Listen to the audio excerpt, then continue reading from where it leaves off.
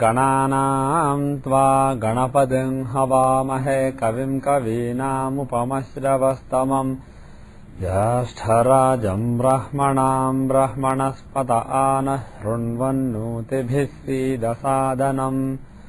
ॐ श्रीमहागणाधिपतये नमः।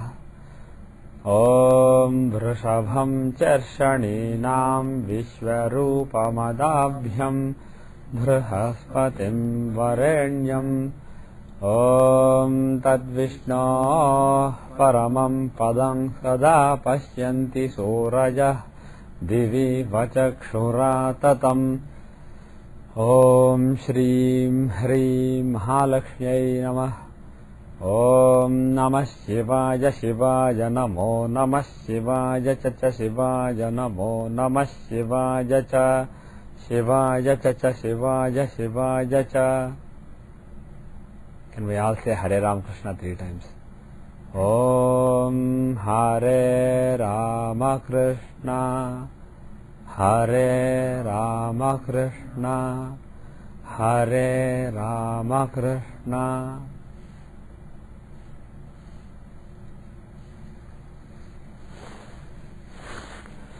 Okay. So now we are in Santanam's version. We are on chapter 96. Atha Prasava Vikara Shanti Adhyaya. That's what we are on. Prasava Vikara Shanti Adhyayam, which means weird deliveries basically. Any weird or Vikaram basically, Akara means shape, Vikaram means weird, unusual shape basically. So any unusual or weird deliveries, remedies for those. That's what it literally means. Prasava Vikara Shanti Adhyayam. अथाहं संप्रवक्ष्यामि विकारं प्रसवोद्भवम् येनारिष्टं समस्तस्य ग्रामस्य च कुलस्य च. So he is saying, now I am going to say vikaram prasavodbhavam येनारिष्टं समस्तस्य ग्रामस्य च कुलस्य च. So some unusual deliveries, caused by those unusual deliveries, by which lot of inauspicious results are caused for the whole village, gramasya cha kulasya cha, for the whole village or for the whole family or lineage. So these are basically not just for mother, father or a particular person. These are basically unusual deliveries which foretell danger for the whole community. Atyalpe vādhike kāle prasavo yadi jāyate hīnāngo vāhikango vā vishira Dvishirastatha. Okay, so he is saying Atyalpeva adhike kale prasavo yadi jayate. If the delivery happens in a very short duration or very long duration. Now the exact definition he did not give. So it could mean delivery happens very quickly, like let's say 4 months, 5 months. If it happens 7-8 months, it's not really a big deal because that's relatively common. 9 months is the standard time. So if you give a plus minus 20% or 30%, that's basically, if you take that as an acceptable deviation, something that's very, very small. But we covered premature deliveries and some other thing, right? Pardon me? We covered remedies from premature deliveries. Did we? No, we didn't. Maybe in the first chapter when we listed various things, maybe this is listed there. But we did not cover the remedy there. So the exact definition of very small or very big amount of time, that is basically open to debate. It's not given by Parashara. The Santanam here says 2 or 3 or 4 months earlier or later from the approximate due date. That's what Santanam translates it as. So it is open to debate, but the bottom line is, instead of 9 months, suppose it happens in 6 months, or suppose it takes 11.5 months. Definitely it is very unusual. So these are basically unusually long or unusually short pregnancies. Then there is a problem. The other one is Hīnāngo vāhikango vā vishirastatha. Hīnāngo means divide of a particular limb that should be there. For example, somebody born without a hand, or somebody born without a leg, somebody born without a kidney, things like that. Hīnāngo vā adhikango vā. Either less less body parts, either devoid of a particular body part or excessive body parts. Like instead of 2 hands, what if somebody is born with 3 hands? Instead of 2 legs, if somebody is born with 3 legs. So things like that he is talking about. Va Vishira Dvishirathatha. Vishira means Shirah means head, Vishira means without head. So either without head, born without head, or Dvishirathatha, born with 2 heads. So that kind of unusual deliveries also he is talking about. So for example, we have what are those twins called? Siamese twins. So that kind of twins, basically you can consider it as but with two heads. So he probably is talking about that kind of deliveries. It's not that they are bad, but they are unusual. And according to Parashara, such unusual deliveries forebode some evil. So you have to do certain shantis. So usually I've seen number of fingers, multiple fingers. Now Angam is basically a body limb. Whether it also means a finger, extra thumb. For example, there are people who are born with an extra thumb. That is a. It's not usual, but it's a common unusual thing. And I know somebody who was born with only 3 toes on one of the legs. Yeah, three toes basically instead of 5. So that kind of things, whether they are considered to be unusual, I will leave it to you to interpret. But Parashara does not say it has to be a big angam. It has to be a big part. Whether it's a finger or a hand or leg or ear or nose, he doesn't really say. He only says hinango vadigango. So probably it covers a lot of things because they are unusual after all. Right. Even the 6th thumb is an unusual thing. So all these basically extra long or extra short duration of the pregnancy, having more body parts or less body parts than is usual for that particular species. I mean, this is not just for human beings. This is for cows. This is for buffaloes. This is for everything. So if you have a buffalo that is born only with 3 legs, for example, it's a problem. Or born with 3 what are those? Dhans, for example. So all those things are covered here. Narya Pashva Krutirvapi Pashushvapi Narakriti Prasavasya Vikaroyam Vinashayopajayate. The other he is talking about is Narya Pashva Krutirvapi Pashushvapi Narakriti. If a lady delivers a baby shaped like an animal, like a cow or like a monkey, we don't usually hear of such things except very rarely. Basically, when it comes in newspaper. Basically, this kind of things we read in newspapers very rarely, or you see in Please Believe or Not, that kind of shows you see these things. These are not really common things that you. It's very unlikely that you will get a client who has a baby who was born who looks like a monkey or who looks like a cow. It's very unlikely. But the Shastra is, what Parashara is teaching is, if a lady delivers a baby who is like an animal, or Pashushvapi Narakriti. If an animal delivers a baby who is like a human being.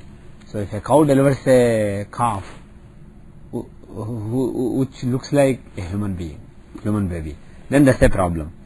Prasavasya vikaroyam vinashayopajayate. All these unusual deliveries, they happen to indicate vinashaya upajayate. They indicate some kind of destruction. So these are all indicators of some destruction or some evil results. Yasya striyah pashunam va vikarah prasavodbhavah anishtam bhavane tasya kulepi jamahad bhavet. So he is saying, Yasya striyah pashunam va vikarah prasavodbhavah. Either of a lady or of an animal, if this kind of unusual delivery happens, then anishtam bhavane tasya. Undesirable events will happen in that house, or kulepi jamahad bhavet, or in that family itself, not just the house, but the extended family also. The whole, or could also be the community. Mahad bhavet. So big bad results that are really big can happen. Taddosha pariharartham shanti karya prayatnatah Sriva Gauvandava vapi. I'm not sure what that word means. Parityajya hitarthina Gauvandava. What is it translated as? Animals. But I'm not sure exactly how to break that in. I'll leave that particular word. But it says Taddosha pariharartham shantih karya prayatnatah, which means to get relief from that dosha, that bad thing, shanti, remedial measures should be done prayatnatah, by effort. So effort should be made to perform the remedial measures for such bad events. Striva gauh. Striva means either the lady who delivers such a baby, or gauh means the cow that delivered that baby. And the next word I am not 100% sure. Andava. I am missing something here. Yeah, but no, anda means egg. Andava, I am not sure what it means. I will just leave that word. But it seems to say Striva. The first two words are clear. The third one is not clear. But it seems to say either the lady or the cow. And he translates it as women and animals, cows, mares, etc. He translates it as. So I'm missing something. Maybe I don't understand one particular word, but he's saying either the lady or the cow or something that's missing here. Parityajya hitarthina.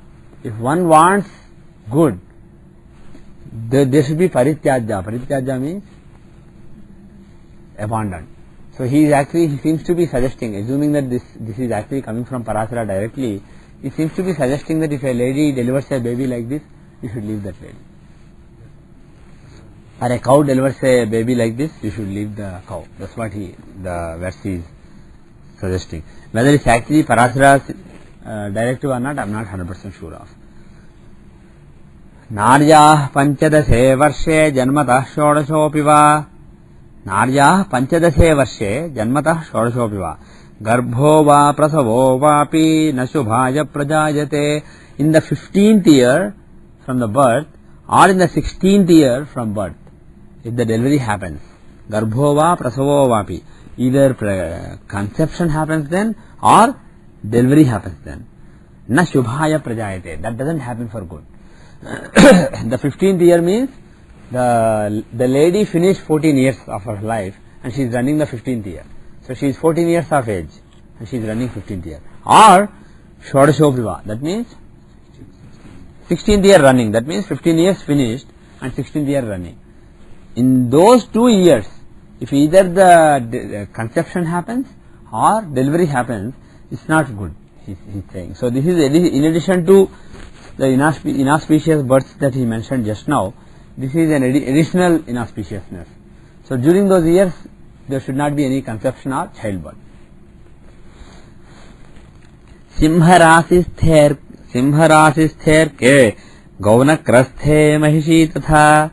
Oh, so he is saying Simharasisthe arka gaunakra means makra, nakrasthe mahishi tatha. Okay, so he is saying if a cow delivers when sun is in Simharasi, if sun is in Leo and a cow delivers a calf, that is also inauspicious. And if sun is in, he doesn't say who is in Nakra, but by extension of the previous phrase, obviously it is Surya. Because earlier he said if Surya is in Simha and a cow delivers, it's not good. Or in Makra, a Mahishi, he said. So that obviously means if sun is in Makra, sun is in Capricorn, basically January 15 to February 15. In that case, in that time, if a buffalo, Mahishi means a lady buffalo or a female buffalo. So if a buffalo delivers during the Makar Masam or a cow delivers during Simha Masam, that is inauspicious. Prasuta swaminam hanti swayam chapi vinasyati. If a calf is born during such a time, it is not good for the calf and also for the owner of the calf, which means the owner of the mother, the owner of the cow or the buffalo. So if you have a cow or buffalo and if the cow or buffalo delivers during these 2 solar months, you should again do some remedy. It's not that the cow is bad, it's just that it is showing some evil that is going to come to you. So you have to do some remedies to get relief from the evils that are shown by this particular event, that are foretold by these particular events. And what should you do? Brahmanaya pradadjatam shantim vapi samacharet.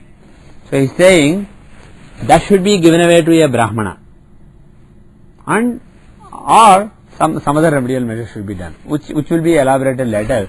But the first thing he is saying is give away to a Brahmin, which the mother or the calf is not 100% clear. He did not say those two, he said tam, that means that. So on previous line he said prasuta swaminam hanti, the one born at such a time, either a cow or a buffalo. Prasuta swaminam hanti swayam chapi vinasyati.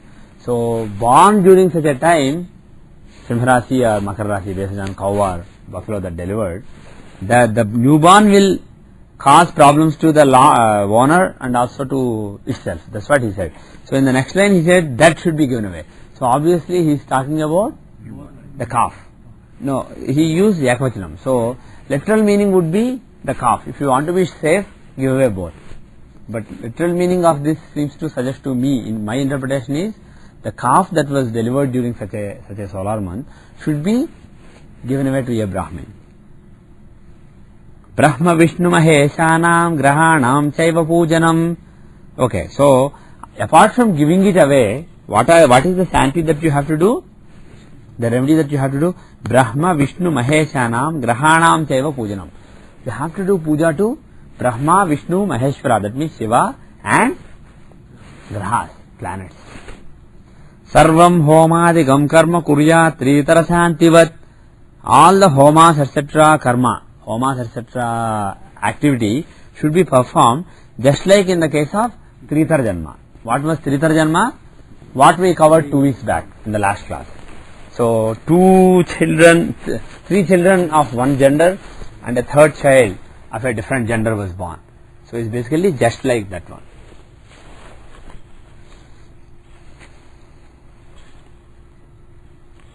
Tato gruho sukhi bhutva sarva papai pramuchyate. If that is done, then the house will prosper, will have comfort and happiness, and will get rid of all the evils and sins. Evam tvarishte samprapte narah shantim karoti yah sarvan kaman avapnoti charanjeevi sukhi jasah. Like this, when inauspicious results are indicated, if a human being performs remedial measures for the inauspicious events that are foretold by the birth of a child in certain combinations, then all the desires will be fulfilled and the human being will be happy, prosperous, and will live for a long time. So that this is kind of like Faraswati for all the remedial measures so far. And the next chapter we will skip, because this is the conclusion of the whole Parashara Horashastram. When you read this chapter, it's like, okay, you are done with astrology. We are only done with remedial measures, not with the whole astrology. So we will skip that. What we will do is we will spend a little more time. We will go back to the beginning. We will go back to the beginning. Now we need part 1. Anybody has part 1? Anybody has the part 1 of Brihad Parashara Horashastram? Thank you.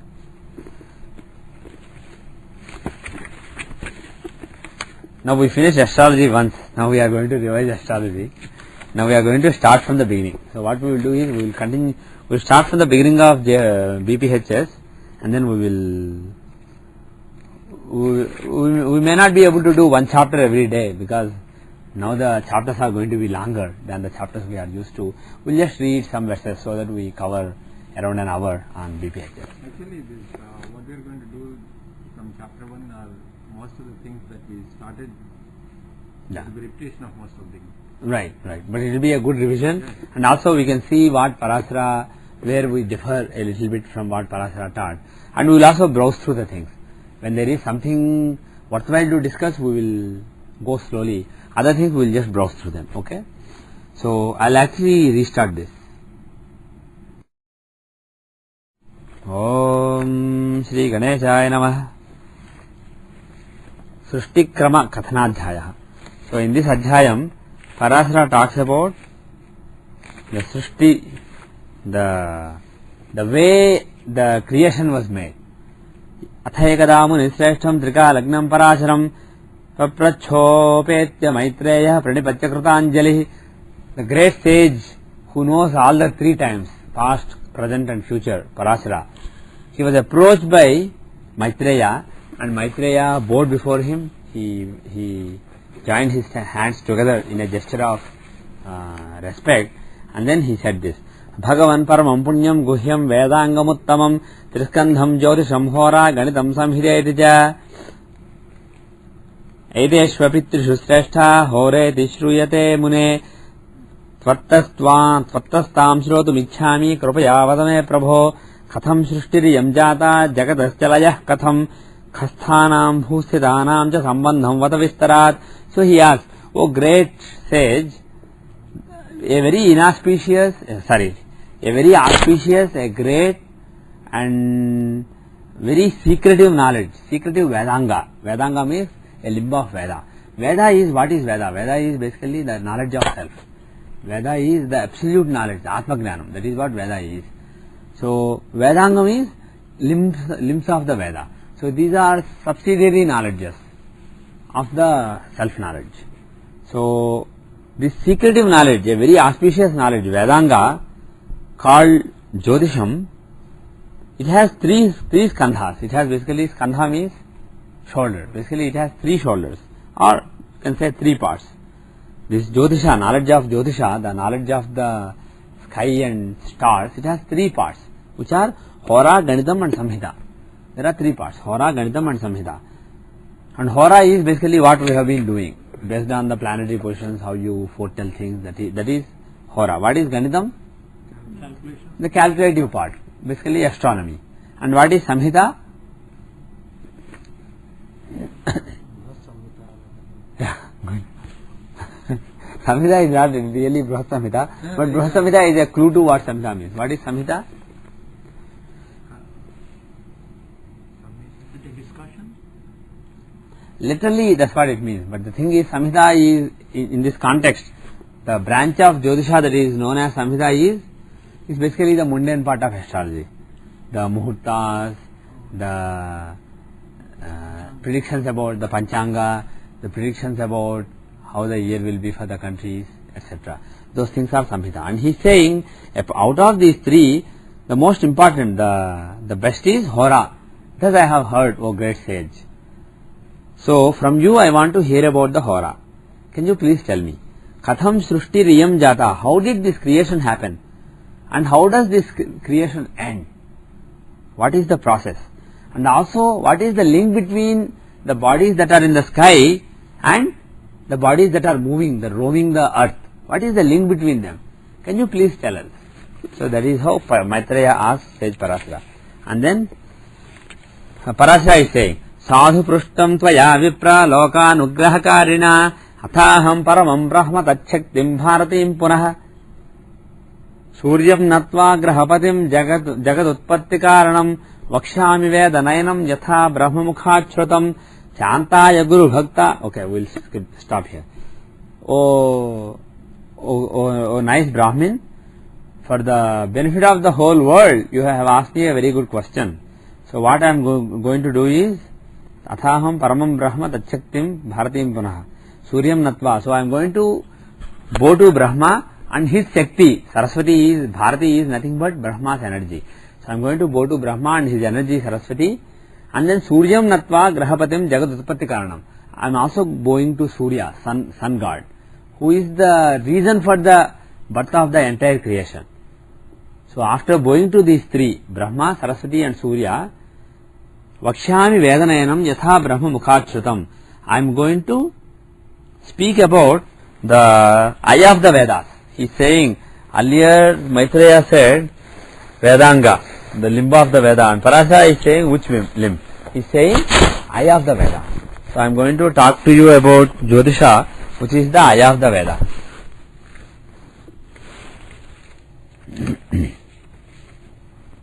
And he is saying, as I heard from the mouth of Brahma himself. So apparently he heard from Brahma this particular subject that he is teaching. Chantaya Guru Bhaktaya Sarvada Satyavadine Astikaya Pradatavyam Tata Shreyo Hyavapsyati. This knowledge should be given to Shanta, somebody who is very peaceful and relaxed. Guru Bhaktaya, somebody who has devotion to the teacher. Sarvada Satyavadine, somebody who always wants to speak truth. Astikaya, somebody who believes in God. Pradatavyam, it should be given to such a person. Tatasreyo evapsyati. Tatasreyo hi avapsyati. Then good will happen to the giver of this knowledge and also the getter of this knowledge. Nadeyam parishishyaya nastikaja chathayava datte pratidinam dukkham jayate natra samshayah. It should not be given to a student who does not believe in God and who is satha. Satha means very stubborn. Basically those two words are strong, arrogant, stubborn, and it goes along with the other word, who does not believe in God and does not want to believe, who is very stubborn about it. Datte pratidinam dukkham jayate natra samshayah. If you give this knowledge to such a person, you will get unhappiness every day because of it. So basically, to get unhappiness during 1 year or one period of one dasha is a different thing, and getting unhappiness every day is a different thing. So he seems to suggest that the intensity of the karma involved in this, giving this knowledge to an Anvardhi student, is huge. That's what he seems to suggest by saying every day. Even if you don't take it literally, it means it's a big bad karma.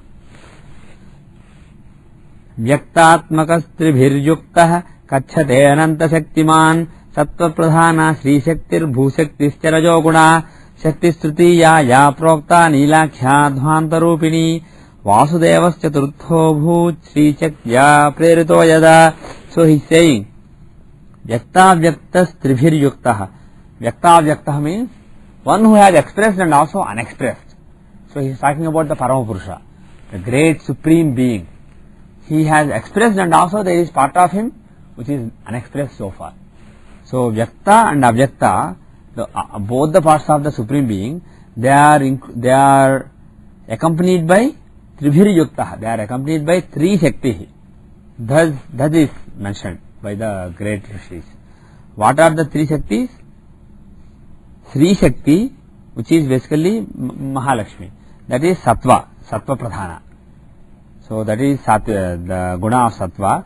Bhushakti, that is Rajoguna, the second guna, and Nila Shakti, that is Tamoguna. So, and he is also saying Vasudevas Chaturtho Bhut Sri Chakya Prerito Yada. So apart from the three, so from the Lord, from the Supreme Lord, if you want, that Supreme Lord can be called Narayana.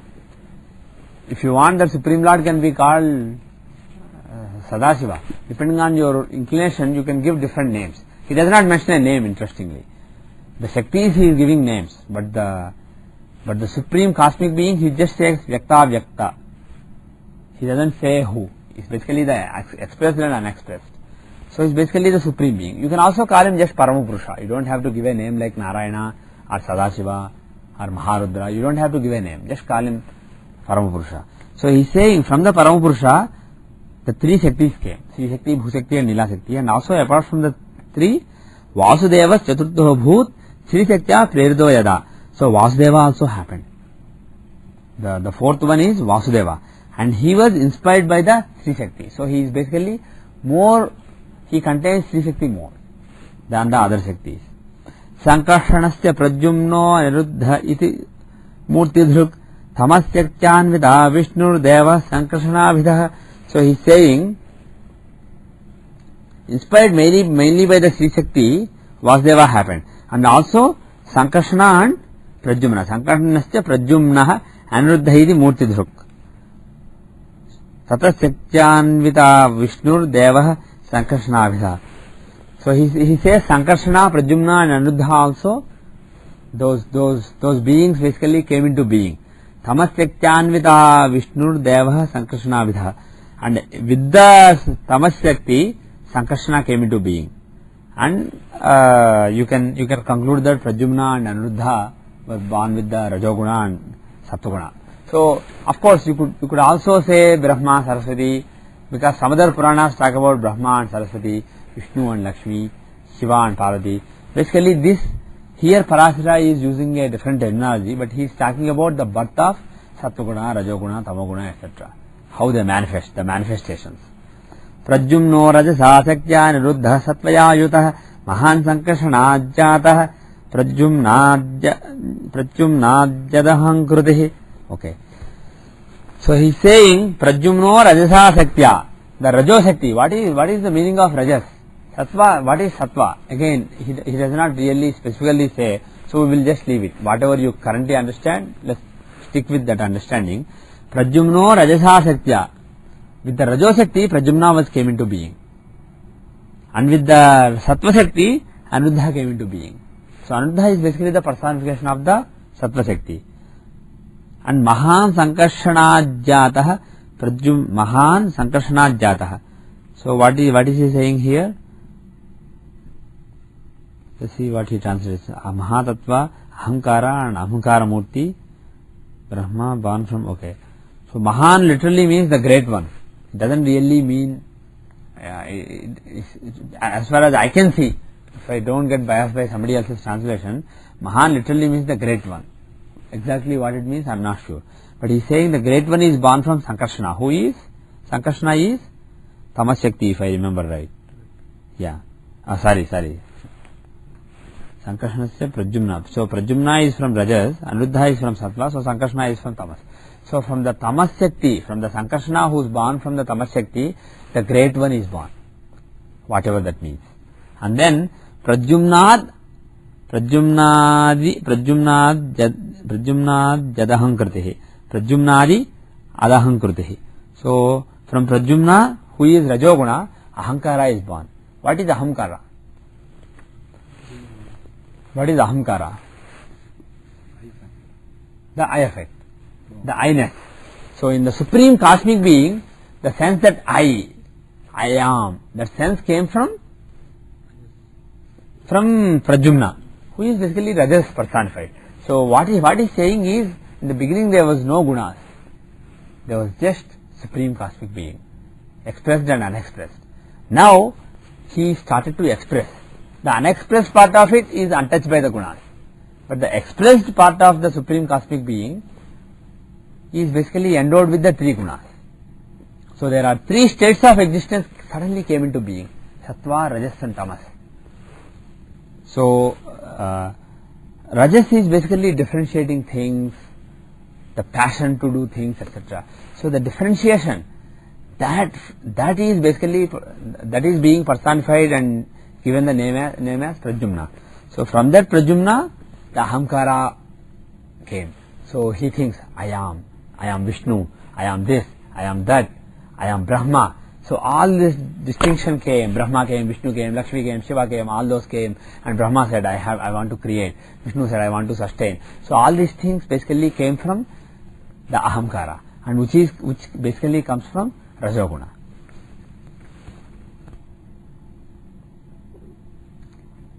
Aniruddha Swayanjato Brahma Hankara Murti Dhruk. And from Aniruddha is Sattva personified. So from Sattva, Brahma Ahankara Murti Dhruk, the big personification of the Ahankara, Brahma, he himself was born from the Brahma. So basically what it seems to be saying is, first the basic I-ness in the supreme cosmic being came because of the Rajas, because of Pradyumna. And once that came, all these different Pradyumna, Anuddha, Sankarshana, all these came into being. The Sattva-guna, Rajoguna, Tamoguna, all these different gunas, different devatas, different highest devatas, they came because of Pradyumna in the beginning. So Rajas is the cause for I-ness. Even within you, forget the Paramapurusha, even within you, Rajas is the reason for, it's a separate I-ness basically. If there is no Rajas, the separate I-ness would not have come. So Rajas is the first step. And once Rajas came, the different devatas are born. You have Sattva, you have Rajas, you have Tamas, everything personified as Anuruddha, Pradyumna and Sankarshana. And then from that Anuruddha, Brahma came, whose job was to create the world.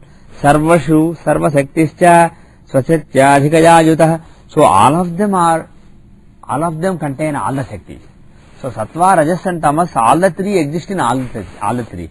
But each one has their own Shakti in a higher quantity. So Pradyumna has more Rajas, Aniruddha has more Sattva, Sankarshana has more Tamas. And you can also look at them as Brahma, Vishnu, Shiva if you want. But the thing is, next he talks about Brahma being born, and you can conclude that even though he does not mention Brahma, Vishnu and Shiva are born from it. So the thing is, this is basically one point of view.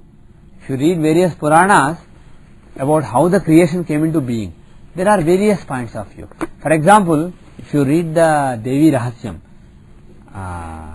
in the Markandeya Puranam, what that says is, that is basically Devi centric, that is Mahalakshmi centric. So there it says, first there was nothing, which means there was just Paramapurusha, the Abjekta, the unexpressed Paramapurusha. And then suddenly there was Mahalakshmi.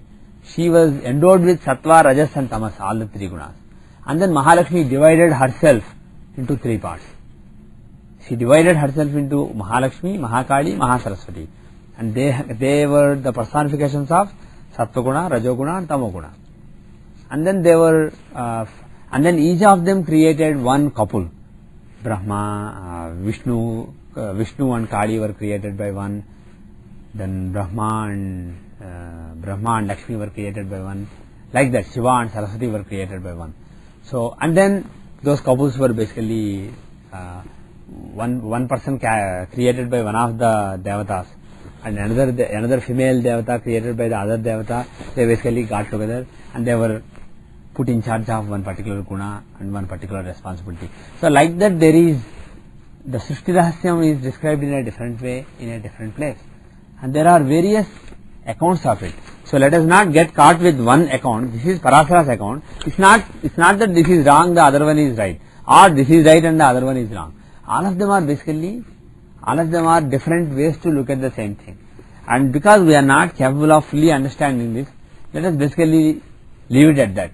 And let us say that first there was nothing, and then Sattva, Rajas and Tamas came, and as a result of it, so many devatas came into being. Ahankarastridha bhutva sarvametadavistarat satviko rajasaschaiva tamasaschedaham. So the Ahankara also has three classes. The sense of I has Sattva, Rajas and Tamas. And he is saying, Deva Vaikarikas Jatas Taijasadindriyani cha Tamasachaiva bhutani khani swasvasaktibhi. So he is saying Deva means gods. Vaikarika means, what are Vaikarika? These are basically the senses, the Indriyas. And then Jataha means are born. And Indriyani cha. So all these various things, devatas, the senses, all these things which basically create various special senses, these are all born tamasa chaiva bhutani khadini swasva shakti. So with individual shaktis, the Sattva Shakti, Rajas Shakti and Tamas Shakti, all these are born. What is Khadini? Kha Adi. Adi means etc. Kha means, what does Kha mean? Ether, the space. So space etc. means obviously he is talking about the bhutas. So Panchabhutas, the various senses. So all these are born with various Shaktis. Sri Shaktya Sahito Vishnu Sada Pati Jagatrayam. With the Sri Shakti, Vishnu is taking care of the world. Bhushaktya Sri Brahma Nela Shaktya Sivottihi. And Brahma is creating with the Bhushakti, basically Saraswati. And Shiva with the Nila Shakti. Nila Shakti means basically Parvati.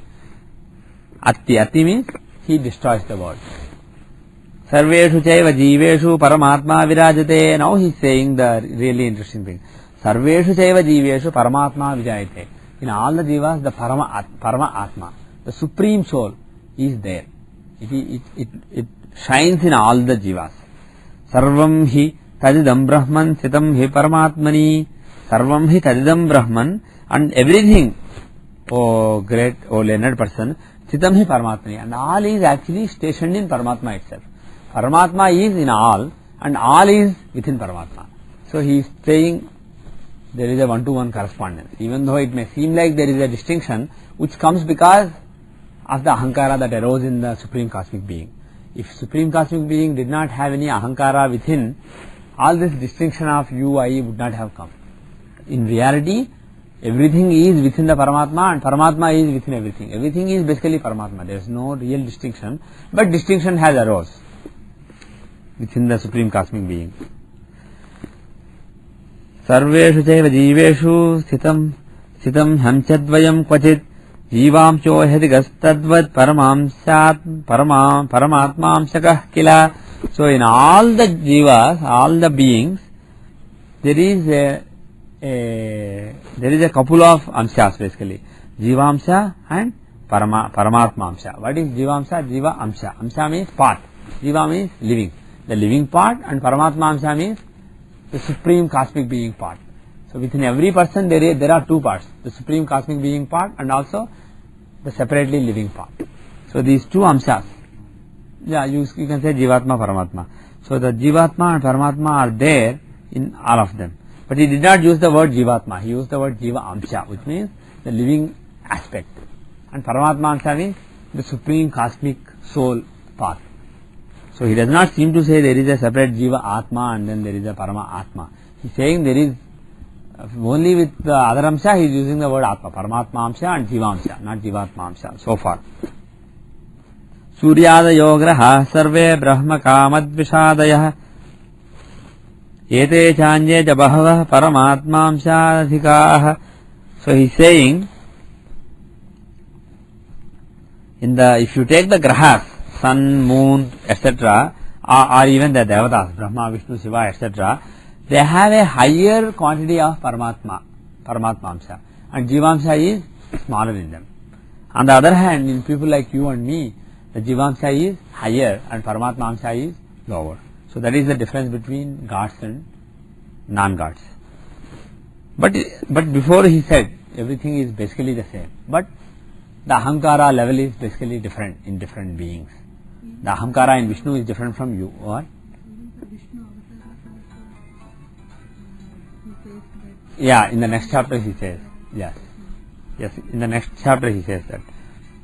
Shakta yasya tathai tesha madhikansha siyadayah swasvashaktishu chanyashu gneya jivanchakadhikah. So he is saying Paramatma Amsha. Again, Paramatma Amsha doesn't mean Sattva. It doesn't mean Rajas. Paramatma Amsha can be Sattva, Rajas and Tamas. So with their own Shaktis, the Paramatma Amsha is highest in Lakshmi and other Devatas. Whereas Anyasu, in the other beings, Jivamsha Kadhikaha. The other beings are higher in the Jivamsha. So we haven't really come to any astrology so far. We will do that in the next class. We will end today. We will finish today. So we will do the next chapter tomorrow. But so far it is a little cryptic whatever he has said. And if you ask something like how did this creation come into being and how does it end, obviously you will only get a cryptic answer. You read any Upanishads or any Vedanga or any Vedanta, you will only get cryptic answer. And it's not something that you can really learn by reading a description. And obviously the different descriptions will differ, because it's such a complicated thing. And to express it in one word like, oh, you know what, I took that book, I cut this paper into half, I cut each half into another half, then 4 halves came. On this half I wrote Om, on this half I wrote Swastika, on this half I wrote Brahma, on this half I wrote Vishnu. Thus this book was born. Like that, you can't really describe how the creation came into being, because all these are very small things. Describing them is easy. But the creation is such a big thing, whereas we understand a very, very small aspect of it, and to describe how it came into being is not easy. So because he is a Maharshi and because he has to teach it, he will teach something, but it will be understood only by somebody who is really, really capable of understanding it. So don't worry if you don't understand it. So it depends upon individuals in whom the Jivatma, Paramatma degrees have varied to different extent, depending upon how much of Paramatma they have with them. Paramatmamsha, yeah. Paramatmamsha or Paramatmamsha. So Parama means absolute, Atma means soul. The absolute soul part. That's what literally Paramatmamsha means. Jivamsha means the living part. living part. So depending upon how much So the animated part and the supreme cosmic being part, which are both of them are within us. so depending upon how much individual carries, that the Perhaps. energy may be able to Perhaps, appreciate it. perhaps, yes. So you have to increase the Paramatma Amsha within you through practice. Okay. So we will read more tomorrow. I mean, not tomorrow, in the next class. Starting hi-fi. Hmm. Starting hi-fi. Higher level of. We did some example yesterday, Okay. couple of small questions on it. Yes. We may not want to analyze the chart, but Okay, very good. just, Then just give your questions without the chart. If I can answer the questions, I will answer. in you said A9 in Lagna will increase. What in Lagna? If we have A9 in Lagna, Yeah. does it mean that the fortune will increase with time? With Is what? Anything like that? If With time? with time, that is, as the person gets old or anything like that. No. It is No. with time, What it means is, what is A9? Ninth house is overall fortune. A9 is the manifested fortune. So if it is in Lagna, it's in a quadrant, so it is a good thing. And also the A9, the fortune, it is impacting the Lagna directly, the very essence of the person. So it's not like he is fortunate but he can't enjoy the fortune. The fortune affects the entire core of the person, the very essence of the person. So it shows a very lucky person. that happens during the dasha, under dasha. It can happen throughout the life, from the birth itself, or it can happen when the corresponding dashas come, when the dashas trigger it. Can be either. Actually, why don't we restart? Today there will be 3 parts.